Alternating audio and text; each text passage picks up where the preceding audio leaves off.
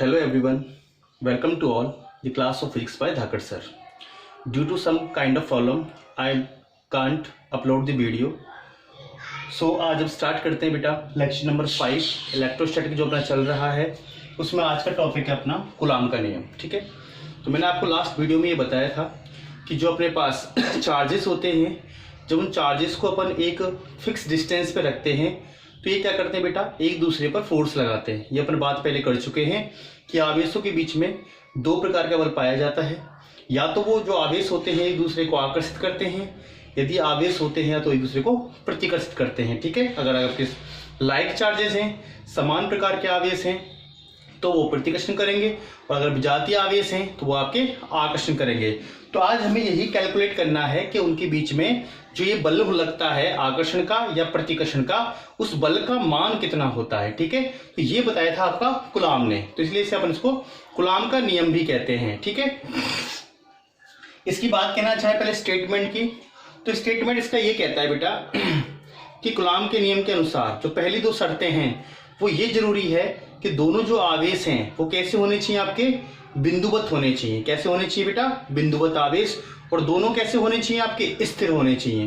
क्योंकि अपन इलेक्ट्रोस्टैटिक पढ़ रहे हैं तो ऊपर जो आवेश पाए जाते हैं वो कैसे पाए जाते हैं बेटा, आपके स्थिर। तो दो कंडीशन यहाँ होनी चाहिए, आवेश बिंदुवत होने चाहिए और कैसे होने चाहिए, आपके स्थिर होने चाहिए। तो कूलाम के नियम की यदि अपन परिभाषा की बात करें तो परिभाषा ये बनती है कि बेटा इस नियम के अनुसार दो स्थिर बिंदुवत आवेशों के मध्य, दो स्थिर और बिंदुवत आवेशों के मध्य लगने वाला जो आकर्षण या प्रतिकर्षण बल होता है। ठीक है, आकर्षण भी कह सकते हैं आप, प्रतिकर्षण भी कह सकते हैं, या आप कूलाम बल भी कह सकते हैं, या स्थिर विद्युत बल भी कह सकते हैं।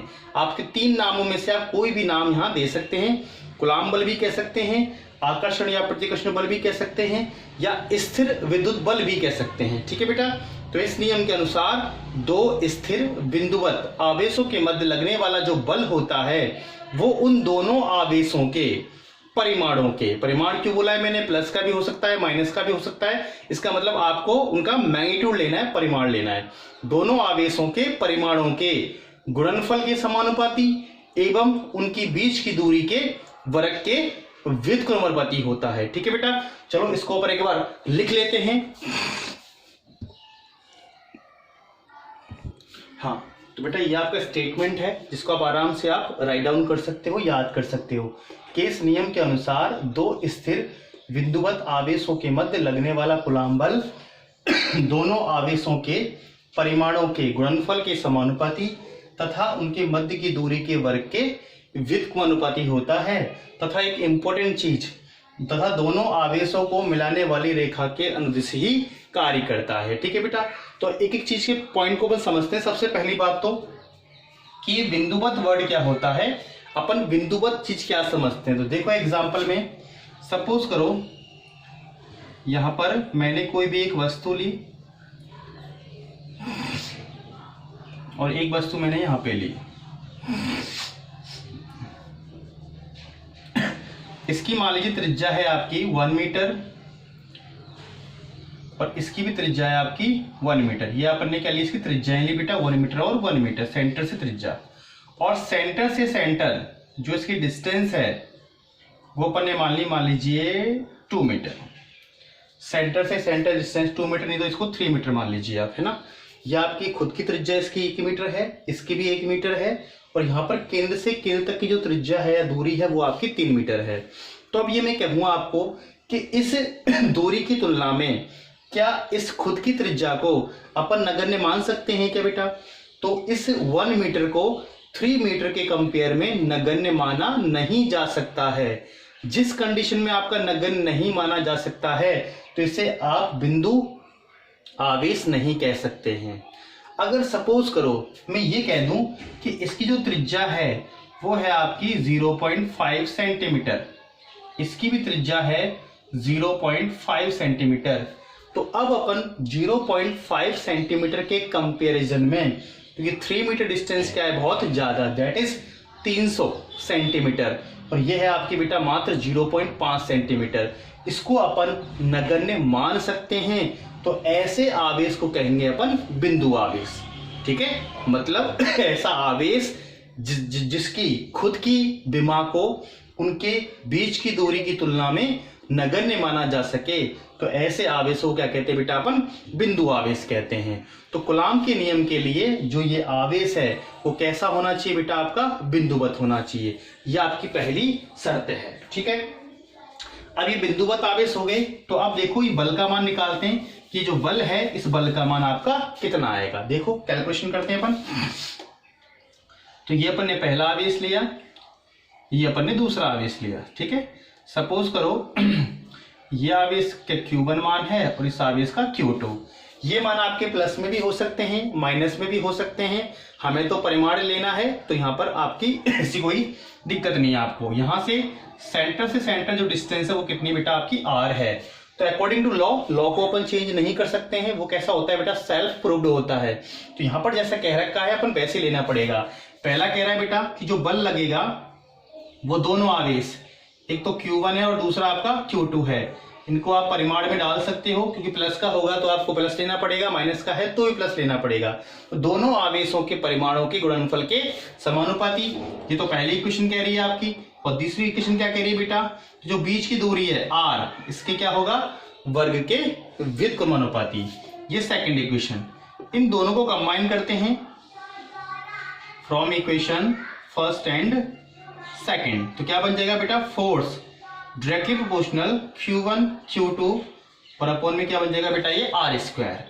अब आपको पता है कि जब भी प्रोपोर्शनल साइन चेंज होता है इक्वल साइन में, तो यहां पर क्या आता है बेटा, अपने पास एक कांस्टेंट आता है K Q1 Q2 अपॉन में R²। यहाँ एक कांस्टेंट प्रोपोर्शनलिटी कांस्टेंट है आपका, ठीक है, समानुपाती नियतांक है जो अपन इस कंडीशन में लेते हैं। तो ये अपने पास फोर्स आ गया, दो आवेशों के बीच लगने वाला जो बल होता है उसका मान होता है K Q1 Q2 अपॉन में R²। अब आप देखो आगे बेटा, ये K क्या है, एक समानुपाती नियतांक होता है। इसकी वैल्यू फिक्स होती है 9 × 10⁹, ठीक है। बट ये जो K है ये वैल्यू फिक्स है, बट ये एक ही कंडीशन में है, जब यहां पर क्या हो बेटा, इन दोनों आवेशों के बीच में सिर्फ क्या हो, या तो एयर हो या आपका निर्वात हो। अपन वायु कह सकते हैं या निर्वात कह सकते हैं। उस कंडीशन में K क्या है रहेगा, आपका फिक्स रहेगा। बट अगर ये वैल्यू आपकी यहाँ पर वायु और निर्वात के अलावा कुछ और मीडियम फिल कर रखा है, तो इस K की वैल्यू ये फिक्स नहीं रहेगी। क्लियर बेटा, क्योंकि K की जो वैल्यू होती है वैसे तो होती है 9 × 10⁹, बट एक्चुअली में जिसका फॉर्मूला होता है वो होता है बेटा 1/4π और ε0, ठीक है। ये किसके लिए होता है बेटा, अपन निर्वात के लिए होता है। अगर सपोज करो अपन कोई माध्यम डाल देंगे, तो माध्यम की कंडीशन में आपका जो ये ε0 है, ये ε0 जो होता है बेटा, इसे कहते हैं अपन निर्वात की विद्युतशीलता, ठीक है बेटा, इसको कहते हैं निर्वात की विद्युतशीलता, ठीक है। तो ये जब कंडीशन आपकी क्या रहेगी बेटा, यहां पर आपका निर्वात रहेगा, तो आप आराम से इस K की वैल्यू को आप 9 × 10⁹ क्या कर सकते हैं, पुट कर सकते हैं, ठीक है। बट अगर कोई मीडियम रख देंगे यहाँ पर, तो मीडियम रखने के बाद में बेटा ये वैल्यू जो है यहाँ पर एक चीज और जुड़ जाएगी, जिसके बारे में आप बाद में क्या करेंगे, पर डिस्कस करेंगे, ठीक है। तो फिलहाल तो K की जो वैल्यू है वो हो जाएगी 9 × 10⁹, और K की जो यूनिट है, यूनिट क्या बन जाएगी बेटा, तो यहां से आराम से यूनिट निकाल सकते हैं। बल्कि क्या होती है, न्यूटन, R होता है आपका मीटर स्क्वायर, तो न्यूटन इंटू में मीटर स्क्वायर, इसकी कुलम इसकी भी कुलम, तो क्या बनेगा बेटा, कुलम स्क्वायर। तो K की जो यूनिट बनेगी वो बन जाएगी बेटा न्यूटन मीटर स्क्वायर और अपॉन में कुलम स्क्वायर। ये तो वही K की यूनिट। अब जो मैंने बताया कि K की जगह पे अपन क्या पुट कर सकते हैं, 1/4πε0, इसको पढ़ते हैं बेटा ε0। तो ε0 को क्या कहते हैं बेटा, निर्वात की विद्युतशीलता, ठीक है। इसकी वैल्यू होती है फिक्स बेटा, वो होती है आपकी 8.85 × 10⁻⁻12। इसकी यूनिट की बात करें तो बेटा ε0 और K क्या है, एक दूसरे का रेसिप्रोकल है, उल्टा है, इसको बस उल्टा कर दो आप, कूलम स्क्वायर अपॉन में न्यूटन इंटू मीटर स्क्वायर, ठीक है बेटा। तो यहां से ये अपने पास फोर्स में जो आपकी टू क्वांटिटीज आ रही हैं, K की वैल्यू आप पुट कर सकते हो 9 × 10⁹, और अगर K को आप लिखना चाहते हो 1/4πε0, क्योंकि यदि आपको मीडियम दे देगा तो फिर आपको K को पुट करना पड़ेगा इस तरीके से, तो उस जगह पे आपको यहाँ पर वैल्यू और चेंज करनी पड़ सकती है, ठीक है बेटा। फिलहाल जगह निर्वात या वायु है तो आप डायरेक्टली फॉर्मूला लगाओगे F = K Q1 Q2 upon में R², ठीक है बेटा। ये तो रहा अपना सिर्फ वायु के लिए या निर्वात के लिए। अब बात करते हैं यदि कोई माध्यम दे दिया जाए तो इस पे क्या चेंजेस होगा, तो वो आप देख लीजिए। आप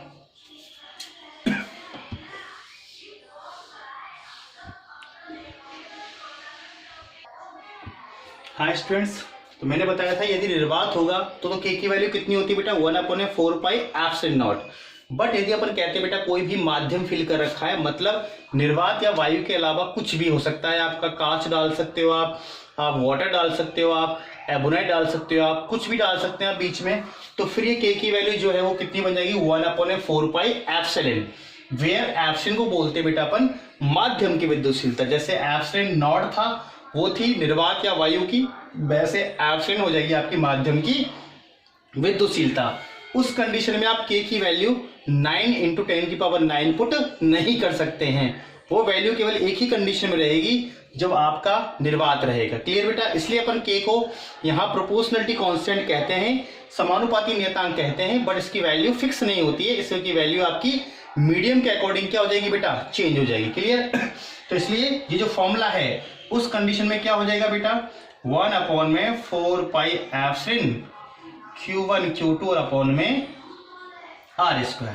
यदि कोई भी माध्यम गिवन है तब यहां पर आप क्या लेंगे बेटा, एप्सिलॉन लेंगे, एप्सिलॉन नॉट नहीं लेंगे। ठीक है बेटा? तब फोर्स की वैल्यू इतनी हो जाएगी। ये अपन बाद में चर्चा करेंगे बेटा कि जो अपन यहां पर माध्यम लेते हैं उस माध्यम को रखने से जो दोनों आवेशों के बीच बल लगता है उस बल पे क्या इफेक्ट पड़ता है, वो अपन बाद में चर्चा करेंगे। ठीक है बेटा? तो आज अपन ने पढ़ा कूलाम का नियम। ठीक है बेटा? जिसमें अपन ने सिंपल बात करी कि दो आवेश अगर किसी भी स्मॉल r दूरी पर रखे हुए हैं तो उनके बीच में जो बल लगता है वो होता है बेटा k Q1 Q2 अपॉन में R²। ठीक है? एक बात तो करते बेटा, यहाँ पर आपसे पूछ ले कि k की विमा क्या होगी। ठीक है? k की यूनिट तो अपने निकाल ली, आपको निकालनी हो k की विमा। तो k की विमा निकालने के लिए फॉर्मूला जो होता है वो क्या बन जाएगा बेटा, k = F/r² अपॉन में हो जाएगा बेटा आपका Q1 और Q2। यहां से आप अगर इसकी विमा निकालना चाहो तो बल की क्या होती है बेटा, mL/t-2, और दूरी की क्या होती है बेटा आपकी r, तो ये L2 हो जाएगा। कूलाम की क्या होती है बेटा, Q बराबर में होता है आपका IT, तो ये बन जाएगा आपका AT और ये भी हो जाएगा आपका AT। तो k की जो विमा बनेगी वो हो जाएगी बेटा m, यहां से ये L और ये L, ये हो जाएगा L⁻3। ये बेटा 2 और 2 T और T 1 और 1 2 हो जाएगा, ऊपर जाएगा तो -2, ये हो जाएगा -4। ठीक है बेटा? और ये हो जाएगा A और A 2, ऊपर जाएगा तो -2। तो k की विमा हो जाएगी आपकी mL3 T-4 और A⁻²। साथ ही आपसे पूछ ले बेटा एप्सिलॉन नॉट की विमा। तो एप्सिलॉन की विमा क्या कर सकते हो आप बेटा, k का क्या होता है, उल्टा होता है, तो एप्सिलॉन नॉट की जो विमा होगी वो क्या हो जाएगी बेटा, जस्ट का उल्टा कर दो, तो m-1 L-3 T4 और A2, ये हो जाएगी आपकी एप्सिलॉन नॉट की विमा। ठीक है बेटा? तो अपन नेक्स्ट वीडियो में लेक्चर नंबर 6 के अंदर अपन पढ़ेंगे बेटा कि कूलाम के नियम में जो दो आवेश लेते हैं उन दोनों आवेशों के बीच जो बल लगता है, ये अगर Q1 Q2 पे लगाए तो कितना आएगा, या Q2 Q1 पे लगाए वो कितना आएगा। क्यों? फिलहाल अपन ने दोनों के बीच में लगने वाला केवल बल निकाला है, लेकिन अभी अपन ने ये बात नहीं करी है कि Q1 Q2 पर लगाएगा तो कितना मान आएगा और Q2 Q1 पे लगाएगा तो कितना मान आएगा। ठीक है? ये अपन नेक्स्ट चर्चा करेंगे बेटा नेक्स्ट वीडियो में, जिसमें अपन पढ़ेंगे कूलाम के नियम का सदिश निरूपण, जो इस बात को बताएगा कि Q1 Q2 पे फोर्स लगाएगा तो वैल्यू कितनी आती है और Q2 Q1 पे लगाएगा बेटा तो वैल्यू कितनी आई है। ठीक है बेटा? ओके, तब तक के लिए बेटा आपको थैंक यू वेरी मच।